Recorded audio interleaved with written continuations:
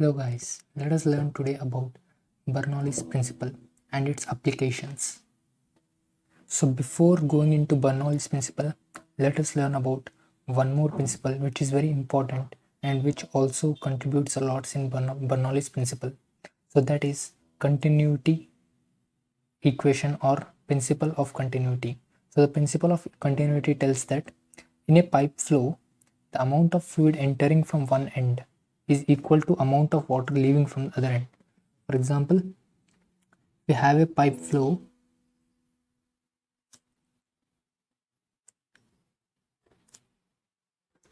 then the amount of water which is entering here, like suppose 1 liter of water is entering per second, so the amount of water entering here is equal to the amount of water coming out, that is 1 liter per second. So every second if 1 liter is entering from one end, then after 1 second 1 liter has to come out from the other end. So this tells that the principle of continuity. This is also called as conservation of mass.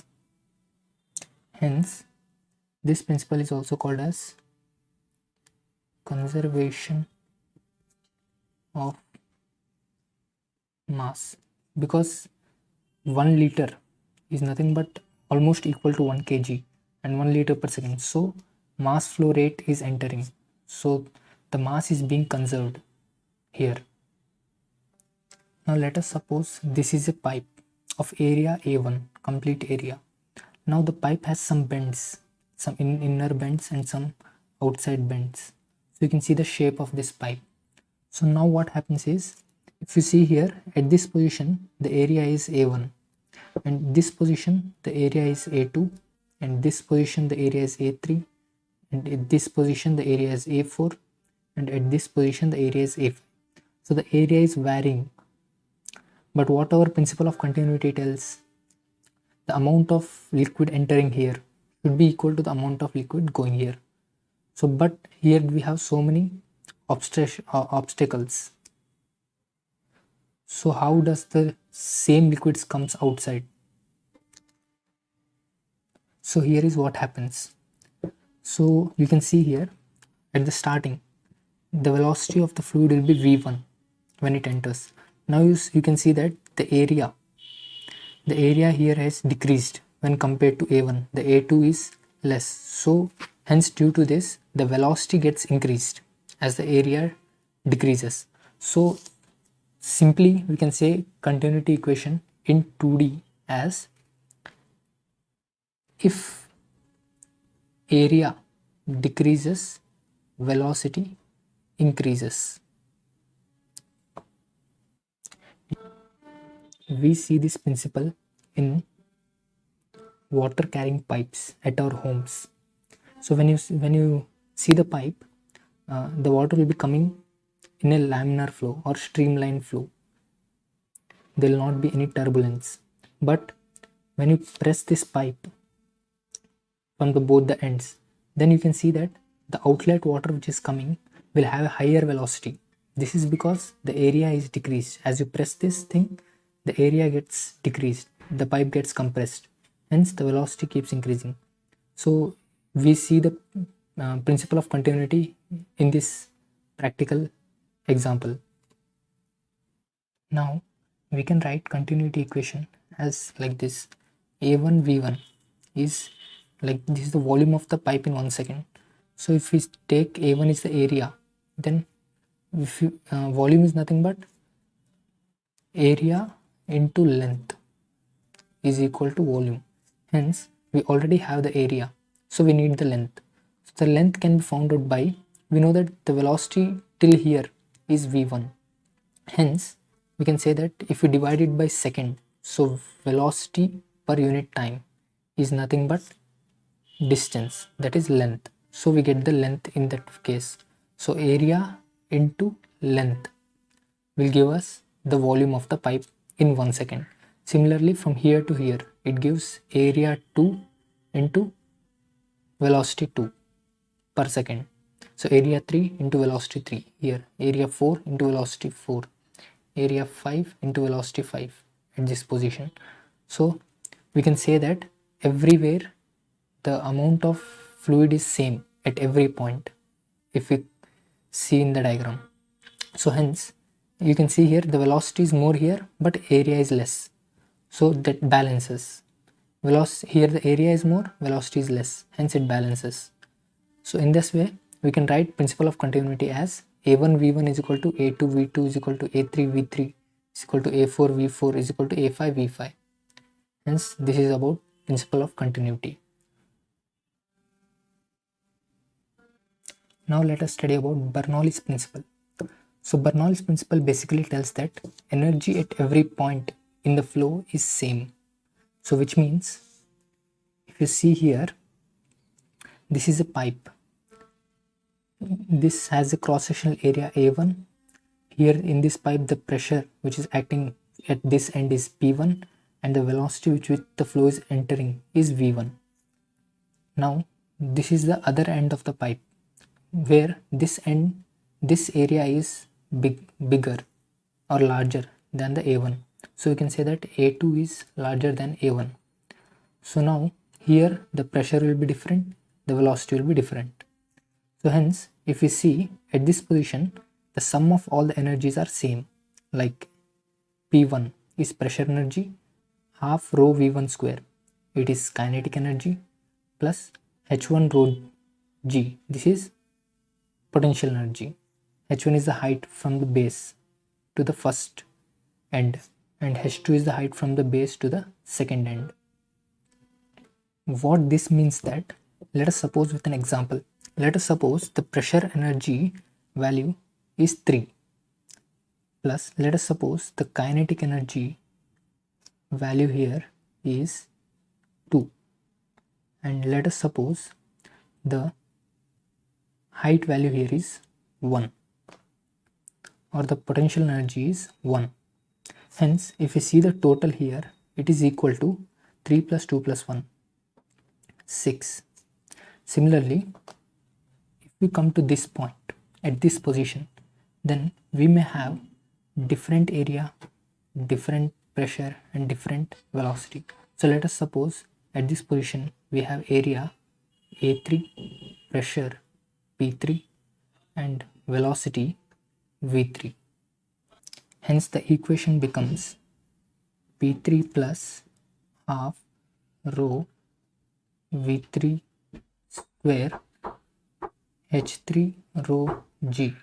Hence when we see the fluid at this point, here the pressure is reduced, the kinetic energy is same because the area is not changed, and as the height is increased from here to here is H3, then we can have increase in the height, that is 2.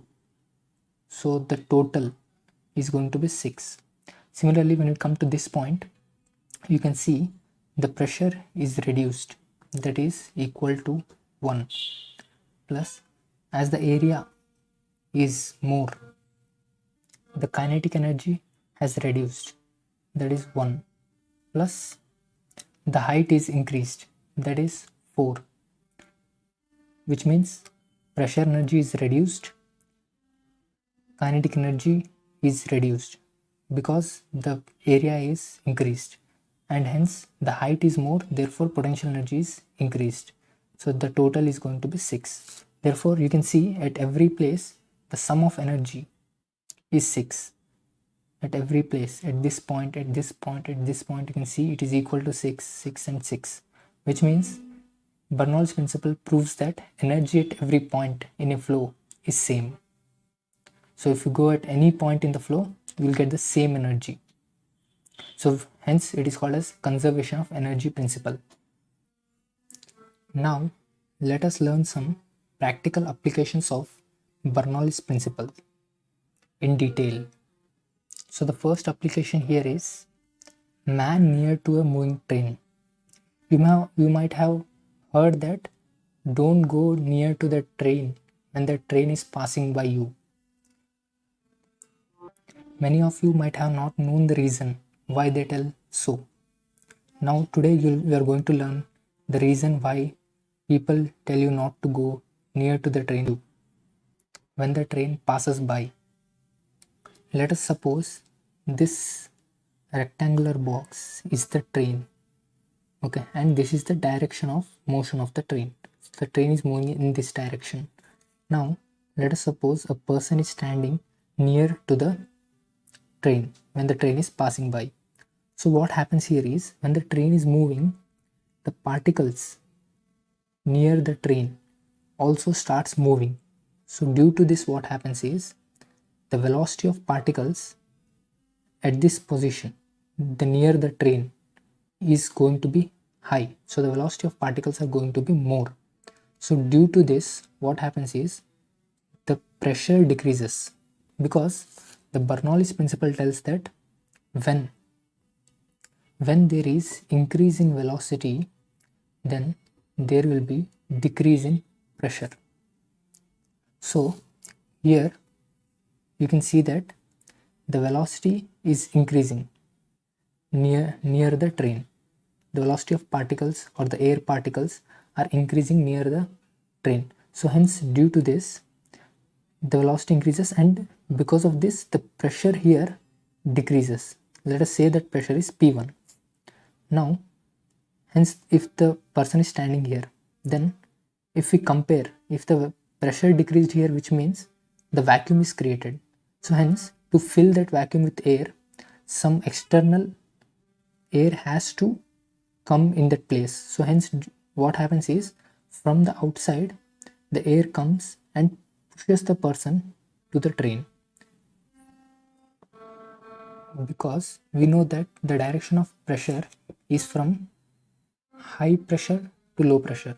So always the pressure direction is from higher value to lower value, from high pressure to low pressure. Hence here we have low pressure and here we have high pressure. So due to this, the net resultant between these two is going to be in this direction. Hence, because of that, the person gets pulled towards the train, or he may get pushed from back towards the train, because of pressure difference created when the train moves. So this is the first application of Bernoulli's principle. So let us go into the second application. So the second application is sprayer, or the spray which we have. So you might have already used this kind in your spray bottles, perfumes and all. So here what happens is, there is a pipe here which is connected, and here there is spray. It can be water or any liquid, fragrant liquid, so anything. So what happens is, when I apply the force from here, then the air starts moving. As the air starts moving in this direction, then there is some velocity of the air. So you can see that the velocity here increases. The air particle starts moving with higher velocity. So as the velocity increases here, the pressure here keep decreasing.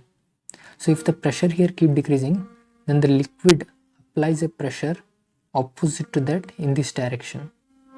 Hence the net result, so the pressure here is more, the pressure here is less, hence the net result is going to be upwards. So due to this, the water will come inside and flow to the top and come out of the spray. So this is also a best example of Bernoulli's principle. So hence here you can see the pressure here is less and the pressure here is more. So due to this, the fluid rises up and comes out of the sprayer. Hence this is the second example of Bernoulli's principle. Let us go into the third example of Bernoulli's principle, that is blowing off hut of the house when there is cyclone. So you know this. So these shape of houses which has a hut on the top, the huts, this shape gets blown away when there is a cyclone. Why this happens is, when the air particles at the bottom are going straight, there's no deviation. But when it comes to this surface, the air travels from the top like this and comes away, travels from the top and comes away. So hence what happens here is, the air to come from this position to this position, the air has to come from this position to this position at the same time, because it has to accept the principle of continuity. Hence, due to this, what happens is, suppose this is the particle. Let us suppose there is a particle here and there is a particle here. These both are moving at the same time. So this particle will have some velocity and it moves like this. So this velocity will be v1. And next is this particle. So this particle is taking a longer distance to travel, but it has to reach same time at this position. Hence, to do so, what the air particle does, it increases its velocity to accept the continuity's equation. So hence, as it increases the velocity, the pressure at this position will decrease. Hence, let us say that the pressure is P2. But here the velocity is V1. So at V1 velocity, let us say the pressure is P1. And at V2 velocity, the pressure is P2. Hence, we see that as here the velocity increases, hence the pressure is less. But here the pressure is more, because here the velocity is less. So due to this, net resultant pressure will be at the upward direction. Hence, due to this, what happens is, the roof or the top of this hut shaped houses will flow away. This is the third example of Bernoulli's principle. You can see that Bernoulli's principle also involves the continuity equation, and without accepting the continuity equation, we cannot accept the Bernoulli's principle. So the next example is swinging of ball. So you might have watched in sports, in football or in cricket ball, that it swings. And how does this happens? Let us learn. And this is also due to Bernoulli's principle. Now let us see how this happens. Let us say that this is the ball and it is rotating in this direction. Let us suppose it is rotating in clockwise direction. Now what happens is, let us say air is coming from the forward in this direction and hitting the ball. So here what happens is, this is the direction of air. Let us say air is coming with some velocity v, and we see that ball is rotating in this direction, clockwise direction. Hence, the ball, when it rotates, it carries the air particles along with it. Hence, the air particles also rotates in this direction. Let us say the rotation of air particles has some velocity, that is delta v, a small amount of velocity, and in this direction, because it is rotating like this.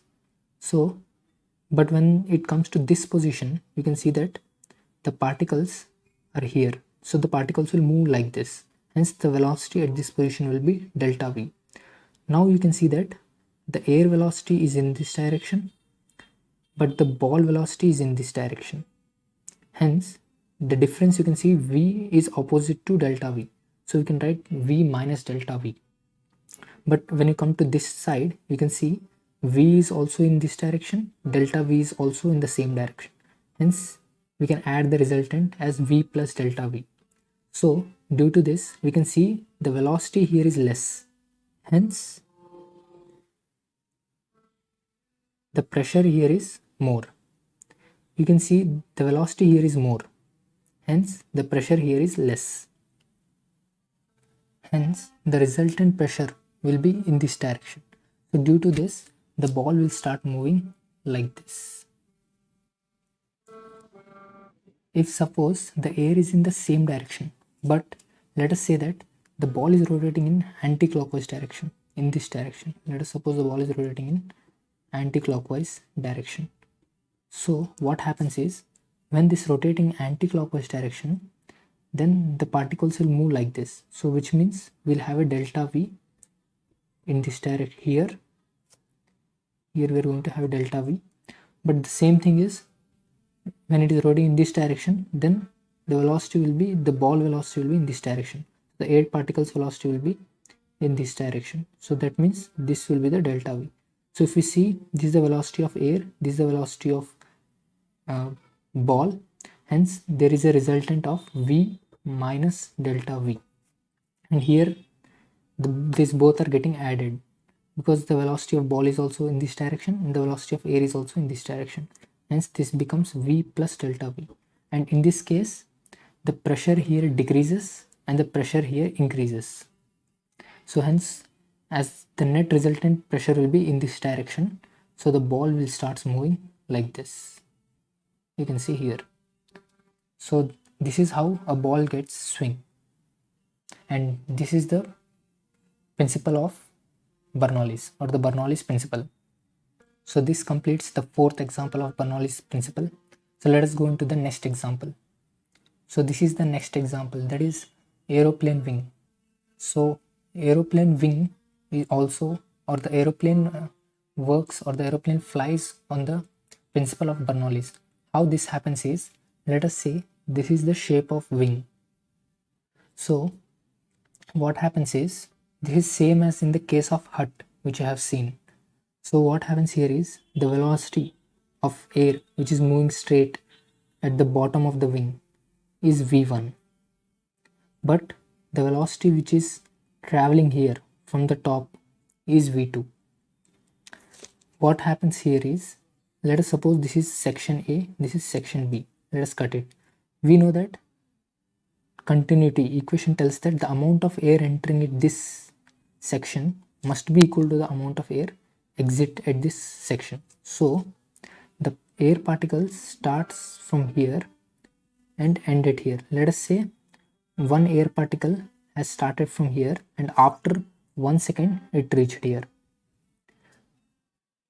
Hence, similarly, let us suppose the same particle, the same air particle has to start from here and has to go here, but because of continuity equation, it needs to reach there at the same time.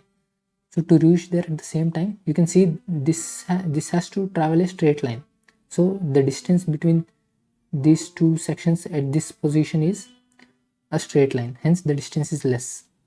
But this particle has to take a longer distance and travel here at the same time.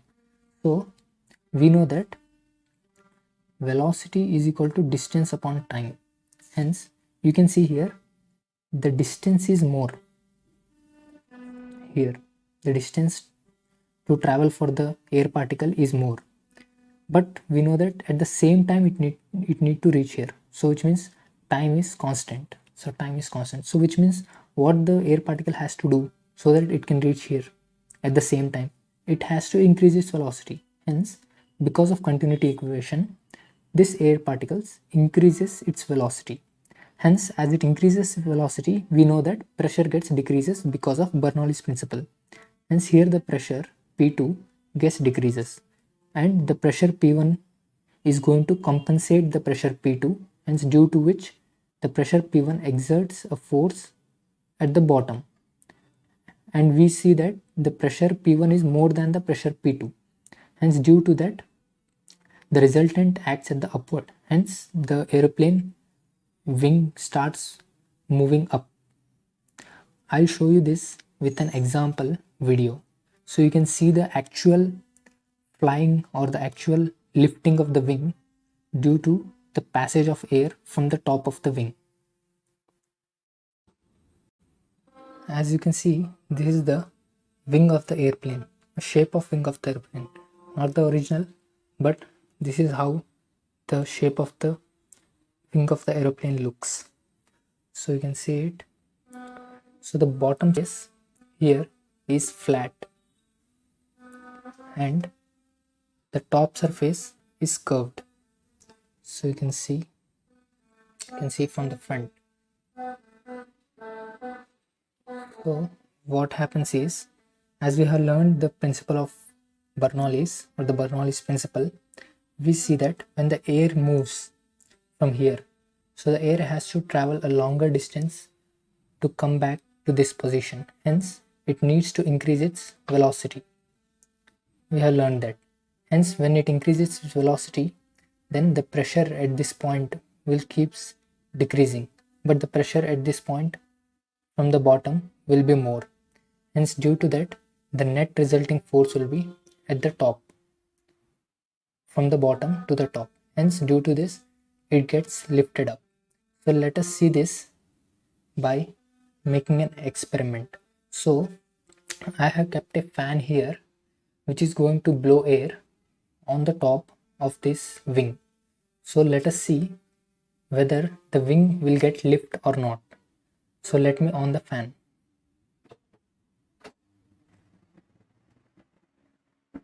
So you can see the wing has,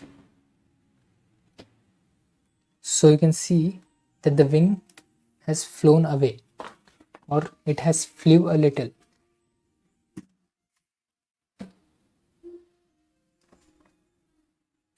So you saw that the wing has lifted up and also gone very far. But still it's unbelievable, right? You might be thinking that the air has pushed the wing from this side and the wing has flew away too far. But let me prove that to you that this is because of Bernoulli's principle. How? Let me show you how. So to prove this, let me keep this wing at this position. So you can see that if I leave my hand, it is going to fall down. See, you can see it is going to fall.